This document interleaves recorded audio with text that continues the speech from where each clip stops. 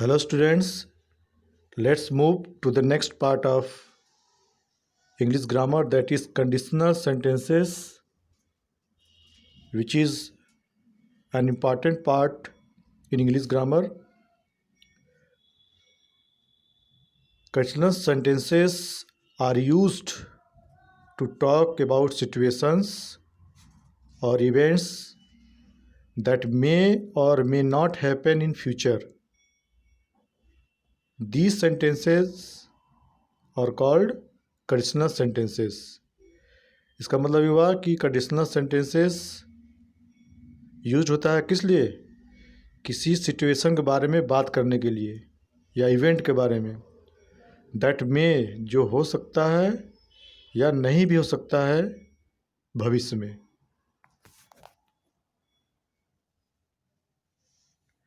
In a conditional sentence, one part of the sentence lays down the condition for the action expressed in the second part. The part laying down the condition usually begins with if. कराइन conditional sentence में क्या होता है, एक part sentence का जो पहला part है less down the condition for the action expressed in the second part. वो क्या करता है, कंडीशन लेस करता है, यानी कि उस पर डालता है, प्रभाव डालता है जो एक्शंस एक्सप्रेस्ड होता है सेकेंड पार्ट में. और ये यूजली किससे बिगिंस होता है, इफ से. The two parts in A way express A cause and effect relationship.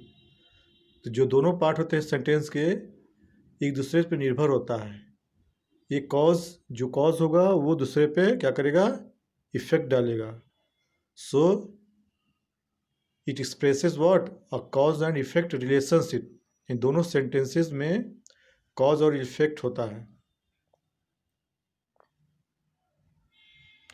Late us study these examples. आपको अच्छे समझने के लिए, कंडीशनल सेंटेंस को समझने के लिए आप इन एग्जांपल्स को देखिए.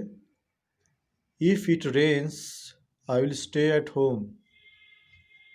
कहता है अगर बरसात होती है तो मैं अपने घर पे ही रुकूंगा. और you can also change this sentence in another way, like I will stay at home if it rains.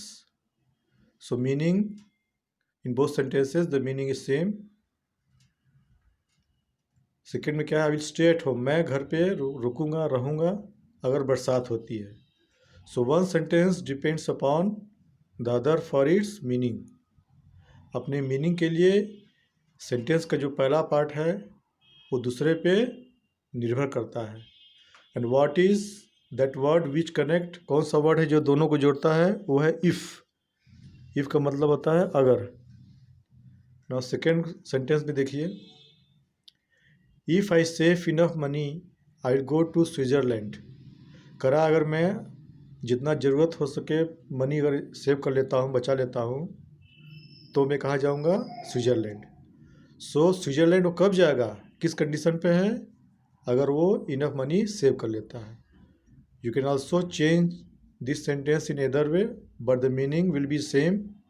Like I will go to Switzerland if I save enough money, कि मैं स्विट्ज़रलैंड जाऊंगा अगर मैं जितनी ज़रूरत हो सके मनी को बचा सकता हूं अगर तो. So condition are there.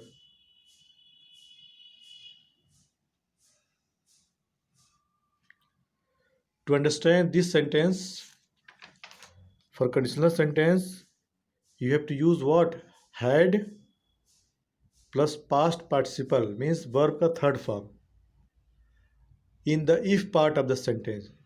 जो इफ पार्ट वाले सेंटेंस होंगे उसमें क्या होंगे, हैड प्लस पास्ट पार्टिसिपल.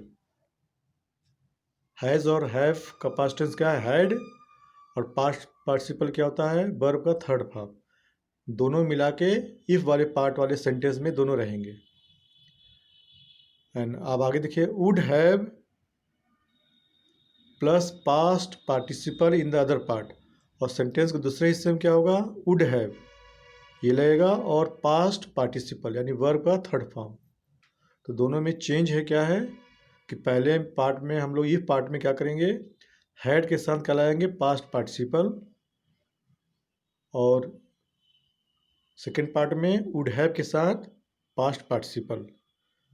जैसे मान लो एग्जाम्पल हम लोग कर सकते हैं, if I had seen you I would have waited for you. तो इफ वाले पार्ट में क्या है? हैड सीन, हैड लगा है और सीन क्या है?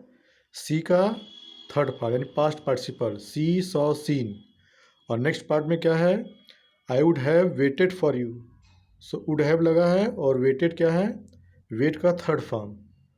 So if you join both sentences with the word if it what is expressed as conditional word that makes the sentence conditional sentences.